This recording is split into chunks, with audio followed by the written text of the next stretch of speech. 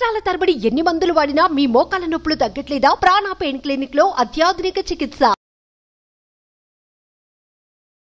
Welcome to SumanTV. నేను మీ సుమంటివి నాగ్. కోల్కతా ఇన్సిడెంట్కి సంబంధించినటువంటి వాటిల్లో సిబిఐ కోర్టులో కొన్ని కీలక అంశాలు బయటికి రావడం జరిగింది. అది సందీప్ రాయ్ విషయంలోనూ సందీప్ ఘోష్ విషయంలో కూడా. అయితే 30th లోపు వీటికన్నిటిని పరిగణలోకి తీసుకుని సుప్రీంకోర్టు ఎలాంటి తీర్పు ఇవ్వబోతుంది అనేటువంటి దాని మీద ప్రతి ఒక్కరికి ఆసక్తి అయితే ఉంది దీనికి సంబంధించినటువంటి విషయంలో. అయితే సిబిఐ కోర్టు ఎలాంటి విషయాల్ని రివీల్ చేయడం జరిగింది అనేది ఈరోజు మనతో పాటు హైకోర్టు అడ్వకేట్ రవీంద్రనాథ్ గారు ఉన్నారు. వారి మాటలు తెలుసుకుందాం. Hello sir. హాయ్ అండి నాగరాజ్ గారు. Sir, CBI court Sandeep Roy, Sandeep Ghosh గురించి ఏం చెప్పడం జరిగింది అసలు? నాగరాజ్ గారు, నిన్న సందీప్ ఘోష్, అభిజిత్ మండల్ని ఇద్దరిని తీసుకొని సిబిఐ కోర్టు ప్రత్యేక న్యాయస్థానం సెల్డా కోర్టులో నిన్న ప్రవేశపెట్టడం జరిగింది. ఇందులో భాగంగా నిన్న అభిజిత్ మండలు బెయిల్కి అప్లై చేసుకున్నారు. ఆ బెయిల్ని ఏదైతే నిరాకరిస్తూ మన సెల్డా కోర్టు కీలకమైన వ్యాఖ్యలు చేసింది. అందులో ఒక వాక్యం ఏంటంటే, ఒక సెంటెన్స్ ఏంటంటే, రేరెస్ట్ రేర్ అన్నటువంటి ఒక సెంటెన్స్ వాడారండి సెల్డా కోర్టు వాళ్ళు. ఓకే. విస్తుబోయే నిజాల్లో వాళ్ళు ఎప్పుడైతే గగురుపడిచే నిజాలు, భయానకమైన నిజాలు చూసిన తర్వాత వాళ్ళు ఒక సెంటెన్స్ వాడడం జరిగింది, రేరెస్ట్ రేర్ ఈ కేసు అని చెప్పడం జరిగింది. ఇందులో సిబిఐ అధికారులతో మాట్లాడిన తర్వాత మీడియా ప్రతినిధులు ఒక విషయం చెప్పారు. ఇతనికి క్యాపిటల్ పనిష్మెంట్ ఉండే అవకాశం ఉంటుంది సందీప్ ఘోష్ అని చెప్తూ కొన్ని కీలకమైనటువంటి వ్యాఖ్యలు కూడా చేశారు సెల్డా కోర్టు. సెల్డా కోర్టు చెప్పిన ఏకైక వాక్యాన్ని నేను సెంటెన్స్ యాస్టీస్గా వాడుతున్నాను, nature and gravity of the accusation in grave అని కోర్టు చెప్పడం జరిగింది. అంటే ఆరోపణల్ని సమాధి చేయాలి అనే గురుత్వాకర్షణతో చేశారు. కరెక్ట్గా యాస్టీస్గా ట్రాన్స్లేట్ చేయగలిగితే అలా ఉంటుంది అనమాట. అంటే ఏదైతే నిజాలని సమాధి చేసే ప్రయత్నం చేశారు అన్నటువంటి మీనింగ్ వస్తుంది. ఇది కోర్టు డైరెక్ట్గా చెప్పినటువంటి వ్యాఖ్య ఇది సంబంధించి. అయితే ఈ యొక్క ఇందులో భాగంగా కొన్ని విషయాలు నేను మీతో పంచుకుంటాను నాగరాజు గారు. ఆనంద్ బజార్ అని వెస్ట్ బెంగాల్ కలకటాలో కొన్ని వందల ఏళ్ళ నాటి పత్రిక, మ్యాక్సిమం నిజాలు వెలికి తీయడంలో ఆనంద్ బజార్ పత్రిక చాలా పేరెనికగన్న ముఖ్యంగా పత్రిక. అది వెస్ట్ బెంగాల్లో అనేక సంవత్సరాలుగా, బహుశా నాకు తెలిసి స్వాతంత్రోద్యమ పోరాటం నుంచి కూడా ఉన్నటువంటి ఆనంద్ బజార్ పత్రికలో ఏ వ్యాఖ్యలకైనా ఒక నిబద్ధత ఉంటుంది, ఒక సెంటెన్సిటీ ఉంటుంది, ఒక క్లారిటీ ఉంటుంది, ముఖ్య అథెంటికేషన్ ఉంటుంది.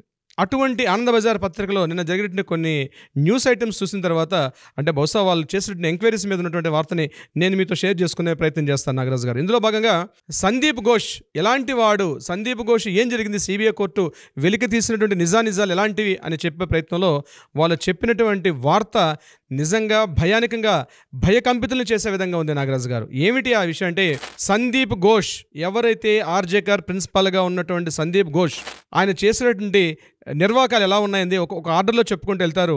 అందులో ఫస్ట్ చేసింది ఏంటంటే, ఎక్కడైతే ఆపరేషన్ థియేటర్స్ ఉంటాయో ప్రతిరోజు సాయంత్రం ఆపరేషన్ థియేటర్లో కొంతమంది కలిసి అక్కడ మందు పార్టీ చేసుకుంటారని, ముఖ్యంగా మందు, అలా విధంగా కొన్ని రకాలైన ఎన్వి ఐటమ్స్ అన్ని తీసుకుని వచ్చి అక్కడ సాయంత్రం పూట ఒక చిన్న దావత్ చేసుకుంటారు. ప్రతిరోజు సాయంత్రం ఆపరేషన్ థియేటర్లోనే చేసుకుంటారు. చేసుకున్న తర్వాత దీనికి కొంతమంది కాలేజ్ అమ్మాయిల్ని, ముఖ్యంగా ఈ యంగ్ పీజీటీ స్టూడెంట్స్ వీళ్ళందరినీ కూడా ఆ ప్రాంతానికి పిలిపిస్తారని, ఈ మొత్తం కార్యక్రమం కూడా అక్కడ సీసీటీవీ ఫుటేజ్లు ఇవన్నీ కూడా ఉంటాయి. కాబట్టి ఇందులో భాగంగా ఏం చేస్తారంటే, ఎవరైతే అక్కడ ఆపరేటర్ సిస్టమ్ ఆపరేటర్ ఉన్నటువంటి ప్రసూన్ చటోపాధ్యాయ అన్నతను ఇమ్మీడియట్గా ఈ కార్యక్రమం అంతా అయిపోయిన తర్వాత టోటల్గా ఈ కార్యక్రమం డిలీట్ చేసేస్తాడు ప్రసూన్ చటోపాధ్యాయ. దీనికి సంబంధించి ఈ ప్రసూన్ చటోపాధ్యాయ గురించి మనం ఇంతకు ముందు ఒక 3 వీడియోస్ బిఫోర్ మనం మాట్లాడడం జరిగింది. ఈయన్ని కూడా అరెస్ట్ చేశారు. ప్రసూన్ చటోపాధ్యాయ కూడా, ఇతను కూడా అరెస్ట్ చేయడం జరిగింది. అయితే నాగరాజ్ గారు, కొద్దిగా చెప్పడానికి నాకు ఇట్లాంటి పదాలన్నీ కూడా మీడియాలో మాట్లాడడానికి కొద్దిగా సంశయాత్మకమైనప్పుడు కూడా చెప్పక తప్పని పరిస్థితులు చెప్తున్నానండి. ప్రతిరోజు సాయంత్రం ఒక మేకపోతుని కొట్టి దాని యొక్క తలకాయ మాంసాన్ని, ఇక్కడ మన తెలంగాణ చెప్తారు తలకూర అని చెప్తారు, దాన్ని ప్రతిరోజు కట్ చేసుకొని ఒక గ్రూప్ ఆఫ్ పీపుల్, అంటే మన ఏదైతే బెంగాల్ లాబీలో ఉన్నటువంటి ప్రధాన డాక్టర్స్ కొంతమంది వచ్చి ప్రతిరోజు every week 3 times or 4 times అందరూ కలిసి గ్యాదర్ అందరూ అయ్యి ఇక్కడ ఒక మంచి దావత్తు చేసుకుంటారు. మంచిది ఖానా పీనా గానా అన్నట్టుగా అన్ని రకాల ఎంజాయ్మెంట్ తోటి సందీప్ ఘోష్ ఆధ్వర్యంలో ఇదొక ప్రతిరోజు ఈ కార్యక్రమం జరుగుద్దని, ఎవరైనా ఈ లాబీకి సంబంధించి యాంటీగా ఎవరు మాట్లాడినా, ఎవరైనా వ్యాఖ్యలు చేసినా, ఈయన సంబంధించి ఎటువంటి ఇన్ఫర్మేషన్స్, నెగిటివిటీ ఇన్ఫర్మేషన్స్ ఏవచ్చినా సరే వాళ్ళందరినీ, ఆ కాలేజీ స్టూడెంట్స్ని ఈ ప్రాంతానికి పిలిపించి వాళ్ళనే భయపెడుతుంటారు అన్న విషయం అయితే తెలిసింది. దీనికి సంబంధించినటువంటి ఏ రోజుకి ఆ రోజు ముఖ్యంగా స్టూడెంట్స్ని భయపెడతారు. ఇందులో చాలామంది పీజీటీ స్టూడెంట్స్ అందరినీ కూడా భయపెట్టే కార్యక్రమం ప్రతిరోజు సందీప్ ఘోష్ ఇందులో చేస్తూ ఉంటాడు. అయితే ఈ కార్యక్రమం అంతా అయిపోయిన తర్వాత వాళ్ళ మొబైల్స్ కానీ ఏవీ లేకుండా అక్కడ భయపెట్టి ఇమీడియట్గా సీసీటీవీ ఫుటేజ్లు ఏవీ లేకుండా ఎప్పటికప్పుడు ఈ ప్రసూన్ చటోపాధ్యాయ అన్న వ్యక్తి ఏం చేస్తుంటే మళ్ళీ ఎప్పటికప్పుడు డిలీట్ చేస్తూ ఉంటాడు.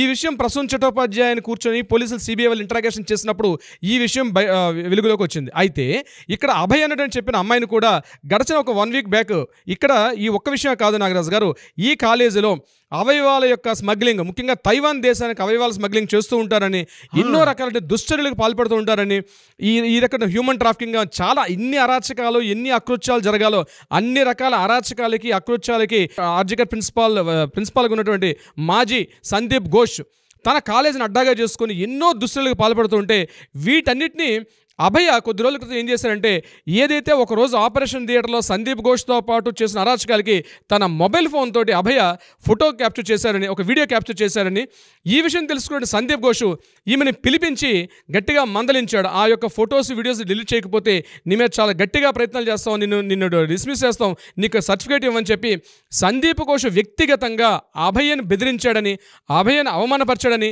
ఒకవేళ నువ్వు చేయకపోతే నిన్ను డెఫినెట్గా ఈ కాలేజీని డిస్మిస్ చేస్తాను, నిన్ను సస్పెండ్ చేస్తాను, నీకు ఎడ్యుకేషన్లో పాస్ కాకుండా చేస్తానని అనేక రకాల సామధాన భేద ప్రయత్నాలు చేశాడు. చివరగా దండోపాయం అనే కృత్యానికి సందీప్ ఘోష్ ఒడిగట్టాడు. అందులో భాగంగానే ఈ అమ్మాయి రేపుకి గురి కాబడ్డది అని ఆ పత్రికలో వచ్చిన వార్త యొక్క కథనం. సో సందీప్ ఘోష్ యొక్క అక్రమాలు ఎంత దారుణంగా ఉంటాయంటే, ఇతనికి కీలకంగా పనిచేసే వ్యక్తి ఎవరంటే సంజయ్ రాయ్. ఈ సంజయ్ రాయ్ ఏం చేశాడు, ఇతను కూడా ఒక కంప్లీట్గా ఒక నెక్రోఫిలిక్ ఉన్నటువంటి, అంటే శవాల విధానం కలిగినటువంటి ఒక మానసిక వైకల్యం చెందిన దౌర్భాగ్యుడు ఈ యొక్క సంజయ్ రాయ్. ఇతను ఏం చేశాడంటే, సంజయ్ రాయ్ మీద కూడా కథాండ వస్తూ ఆ పత్రికలో ఏం డీటెయిల్స్ ఇచ్చారంటే, సంజయ్ రాయ్ ప్రతిరోజు రాత్రి సాయంత్రం 7:30 గంటల నుంచి 8 గంటల మధ్యలో మార్చురీ హాల్ కంప్లీట్గా క్లోజ్ చేసేసిన తర్వాత ఆ ప్రాంతానికి మిడ్ నైట్ పూట వెళ్ళి శవాలతో చెప్పుకోవడం కూడా అత్యంత హేయమైనది, అత్యంత దౌర్భాగ్యమైనది, దరిద్రం కొద్ది ఈ రోజు ఎందుకు మాట్లాడాల్సి వస్తుందో నాగరాజు గారు చెప్పకోలేని పరిస్థితిలో నా నోటితో అటువంటి దౌర్భాగ్యం చెప్పుకోవాల్సిన పరిస్థితి వస్తుంది. కారణం ఏంటంటే, ఇతను మార్చురీ రూమ్లోకి వెళ్ళి అక్కడ శవాలతోటి నేను ఇంకా దాన్ని కంప్లీట్ చేయాలని అర్థం చేసుకోండి నాగరాజు గారు, అటువంటి దుశ్చర్యకి పాల్పడతాడు. ఈయన పాల్పడిన తర్వాత దాన్ని మొబైల్తో ఫొటోస్ తీసుకొని ఆ పోర్నోగ్రఫీ యాడ్స్కి వీటిని అమ్ముతాడని తెలిసి ఇందులో ఒక ఇన్ఫర్మేషన్ బయటకు వచ్చింది. ఇట్లాంటిది ఈయన ప్రతిరోజు చేస్తూ ఉంటాడని. అందుకని మార్నింగ్ 4 గంటల నిమిషాల్లో ఇతను ఎందుకు వెళ్ళాల్సి వచ్చింది, సెమినార్ హాల్లోకి వెళ్ళాడు. కారణం ఏంటంటే, ఈ కార్యక్రమం చేయడానికే వెళ్ళాడని సిబిఐకి ఇంటరాగేషన్లో బయలుపడిన విషయం మనకి రీసెంట్గా తెలిసిన ఇన్ఫర్మేషన్లో తెలుస్తుంది. అయితే ప్రతిరోజు చాలామంది చెప్తారు, ప్రతిరోజు సాయంత్రం 7:30-8 గంటల మధ్యలో ఈ కంప్లీట్గా మార్చురీ రూమ్ లైట్ ఆఫ్ చేసేసినప్పుడు కూడా మరలా మార్నింగ్ 9:30-10 గంటలకు ఓపెన్ చేస్తారు. అంటే అనాథ శవాలయాలు, ఎవరూ లేనటువంటి శవాలని భద్రపరిచే గది మార్చురీ రూమ్. అంతేకాకుండా ఇన్ఫర్మేషన్ అందుకొని లేటుగా వచ్చే వాళ్ళకు కూడా బాడీస్ని భద్రపరిచే గది మార్చురీ రూమ్. అయితే ఈ మార్చురీ రూమ్ యొక్క కీస్ ఎక్కడ ఉన్నాయంటే సందీప్ ఘోష్ యొక్క ఇంట్లో దొరికాయి. ఇక్కడ వెరీ ఇంట్రెస్టింగ్ పాయింట్ అంటే, మార్చురీ రూమ్ తాలూకా కీస్, అంటే ఆఫీసులో ఉండాల్సిన మార్చురీ రూమ్ యొక్క తాళాలు సందీప్ ఘోష్ ఇంట్లో ఎందుకు ఉన్నాయి? ఈ సందీప్ ఘోష్ ఇంట్లోనే కాకుండా సేమ్కి సంజయ్ రాయ్ దగ్గర కూడా దొరకడం జరిగింది ఆయన ఇంటిని రైడ్ చేసినప్పుడు. సో సిబిఐ ఇంటరాగేషన్లో ఏదైతే మనకి ఇన్ఫర్మేషన్ దొరికిందో ఈ కీస్ అన్నవి అక్కడ ఉంటున్నాయని, ఇదే కాకుండా కొంతమంది ప్రత్యక్ష సాక్షులు చెప్పిన కథనం ఏంటంటే, ప్రతిరోజు రాత్రి చాలా సమయం వరకు కూడా మార్చురీ రూమ్లో ఉన్నటువంటి హాల్లో, అది ముఖ్యంగా 4th ఫ్లోర్ పైన ఉంటుంది, ఆ లైట్స్ అన్ని కూడా ఎప్పుడు ఆఫ్ చేసి ఉంటాయి కానీ మిడ్ నైట్ ఒక్కొక్కసారి బ్లింక్ అవుతూ కనిపిస్తుంటాయని, చాలాసేపు లైట్స్ ఆన్ చేసి ఉంటాయని చాలామంది ప్రత్యక్ష సాక్షులు. ఎందుకంటే మార్చురీ రూమ్కి వెళ్ళాలంటేనే భయానకంగా ఉన్నటువంటి రూమ్ కాబట్టి ఎవరు అటువైపు వెళ్ళడానికి సాహసించారు. కానీ మిడ్ నైట్ చాలా సమయాల్లో అక్కడ లైట్లు వెలుగుతున్నాయని ప్రత్యక్ష సాక్షులు, ఆసుపత్రి సిబ్బంది కూడా ఇంటరాగేషన్ చేసినప్పుడు ఈ విషయాన్ని తెలియపరిచారు. అంటే ఇప్పుడు ఏదైతే సంజయ్ రాయ్ మీద అప్లికేషన్ చేస్తున్నారో, అంటే అలిగేషన్ వచ్చిందో, దీన్ని కన్ఫర్మేషన్ చేసుకునే విధంగా సిబిఐ వాళ్ళు అనేక రకాల ఆధారాలను సేకరిస్తున్నారు. మొన్నటి వరకు మనం అనుకున్నట్టుగా సంజయ్ రాయ్ మాత్రమే కీలక నిందితుడు అనుకున్నాం. కానీ ఇప్పుడు రీసెంట్గా వస్తున్నటువంటి ఆయన మీద ఈ అక్రమార్జన కేసులకు సంబంధించి ఒక్కొక్క త్రవ్వకాలు మొదలుపెట్టిన తర్వాత, ఎప్పుడో సింధు హరప్ప నాగరికతలో బయలుపడిన త్రవ్వకాల్లో కొత్త వస్తువులు, పాత అవశేషాలు ఎట్లయితే భయపడతాయో, సందీప్ ఘోష్ యొక్క అక్రమాలను తవ్వుతుంటే ఎప్పుడెప్పుడో పురాణంగా ఆయన చేసినటువంటి ఆ ఆర్థిక అవకతవకలతో మించి అనేకటువంటి అత్యంత దుశ్చర్యలు, అత్యంత దారుణమైనటువంటి అకృత్యాలను ఒక్కొక్కటిగా బయలుపడుతుంటే, అందుకే సిబిఐ కోర్టు మీకు స్టార్టింగ్లో చెప్పినట్టుగా రేరెస్ట్ రేర్ అన్న వర్డ్ వాడడం జరిగింది. నేను సెల్డా కోర్టులో కూర్చుంటే ఎవరైతే జస్టిస్ ఉన్నారో అతను మాట్లాడడం జరిగింది. రేరెస్ట్ రేర్ కేసు, బహుశా నా జీవితంలో ఇంత రేరెస్ట్ రేర్ కేసు చూడలేదు అని జస్టిస్ గారు వెలుగులోకి తీసుకొచ్చిన వర్డ్. బహుశా ఇవన్నీ చెప్పకపోయినప్పుడు కూడా రేపు సుప్రీంకోర్టు ట్రయల్స్లో ఇవన్నీ వెలుగులోకి వస్తే మాత్రం బహుశా నేనేం చెప్పడం నాగరాజు గారు, it is a worst case అవుతుంది. ఖచ్చితంగా మాత్రం అభయకి అయితే న్యాయం జరుగుతుంది. అయితే అభయ అనే అమ్మాయి తీసినటువంటి వీడియోస్ అవన్నీ కూడా అభయ ఫోన్లో చూసి చెప్తున్నారా, లేకపోతే మళ్ళీ ఏమైనా వాట్సాప్ డిలీట్ అయిపోయినటువంటి మెసేజ్ని మళ్ళీ డీకోడ్ చేసి మాట్లాడారన్నది మనకి రేపు చర్చలో తెలిసే అవకాశం ఉంటుంది నాగరాజు గారు. డెఫినెట్గా ఏదేమైనా జస్టిస్ జరుగుతుంది అనేటువంటి విషయం బలంగా మీరు చెప్పేదాన్ని బట్టి అయితే మనకి దీనికి సంబంధించి మరొక విషయం కూడా మీకు తెలియపరుస్తాను. జస్టిస్ మనకి తొందరగా వచ్చే అవకాశం ఉంది అనడానికి ఒక చిన్న ఇన్సిడెంట్ మీకు చెప్పే అవకాశం ప్రయత్నం చేస్తాను నాగరాజు గారు. డెఫినెట్గా నిన్న అంటే ఎస్టర్డే, ఈరోజు 27వ తారీఖు, నిన్న 26వ తారీఖు నుంచి మెయిన్ సెంటర్స్ అయినటువంటి కలకత్తా నడిబొడ్డు అయినటువంటి బౌ బజార్, పోలీస్ హెడ్ క్వార్టర్స్, అలాగే స్వాస్థ్య భవన్, అలాగే కాళీఘట్ ఈ ప్రాంతాల్లో 5గురు మించి గుమికూడదని చెప్పి కమిషనర్, నగర పోలీస్ కమిషనర్ సిపి గారు ఒక ఉత్తర్వులు జారీ చేసినట్టుగా నిన్న బయటకు ఇన్ఫర్మేషన్ వచ్చింది. దీనికి సంబంధించి అంటే ఏదో జరగబోతుంది అక్టోబర్ 1న, దీనికి సంబంధించి పోలీసుల ఇన్ఫర్మేషన్ ఉంది, అంటే ఎక్కడో ఇన్ఫర్మేషన్ జరిగింది కాబట్టి 5గురు మించి ఎవరు కూడా గుమిగూడకూడదు, నిషేధాజ్ఞలు వేశారు మెయిన్ సెంటర్స్ ఎక్కడ కూడా. ఎందుకంటే మొన్నటి వరకు 48 రోజుల పాటు నాన్ స్టాప్గా నిరసనలు చేశారని మనకు తెలుసు. అయితే అటువంటి అప్పుడు నిషేధాజ్ఞలు లేవు, ఎక్కడ గుమికూడదని చెప్పి. కానీ ఇమ్మీడియట్గా నేను 26th డేట్ నాడు ఎవరు కూడా గుమిగూడి ఉండకూడదు 5గురు మించి అని చెప్పి సిపి గారు లెటర్ చేస్తూ ఒక ఇన్ఫర్మేషన్ లెటర్ ఇచ్చారు. దీని మీద ప్రతిపక్షాలు మాత్రం గట్టిగా మండిపడుతున్నాయి. ఎందుకంటే ఏదో తొక్కేయాలని ప్రయత్నం చేస్తున్నారు, జనాలు ఇక్కడ సమీకరణ కాకూడదని వాళ్ళు అనుకుంటున్నారు ప్రతిపక్షాలు. కానీ యాజ్ ఎ జ్యుడిషియల్ కేటగిరీ మేమనుకుంటుంటే ఏదో ఒక రిజల్ట్ వచ్చే అవకాశం ఉంది.